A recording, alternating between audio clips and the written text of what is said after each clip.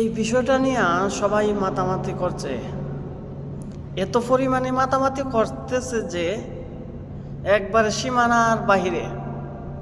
এই জায়গা যদি আপনি বলেন এই যে তিনটা শিক্ষিত ছেলে, মানে এরা হইল সুশিক্ষিত নয়, এরা হইল শিক্ষিত, এরা সুশিক্ষিত নয়, এরা কুশিক্ষিত।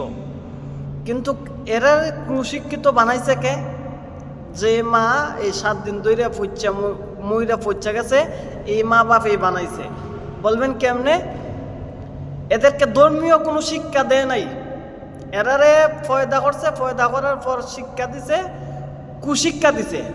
স্কুল কলেজে পড়াইছে, ওটা নিজেদের মতো বউ ফুলাফুলি লিয়া সংসার করতেছে। আপনি বাংলাদেশের ভিতরে খোঁজখবর নিয়ে দেখবেন, একটা মাদ্রাসার যে লোক ভিক্ষা করে খায়, একটা মাদ্রাসার ফুলা ভিক্ষা করে খায়, এই লোকের মাও এমন অবস্থা হয় না। এমনকি আমার দেশের প্রায় শতকরা 90% মূর্খ যারা, এরাও মায়ের সাথে এমন আচরণ করে না। কিন্তু শিক্ষিত যারা যারা আমাদের মানবতা শিখায়, তারাই এই কাজ করতেছে। সন্তান জন্ম দেয়, দিয়া স্কুল কলেজে পড়ালেখা করায় এরা চাকরি ফাকরি পায়, এরা মনে করে এরা সফল, কিন্তু এরা সফল নয়।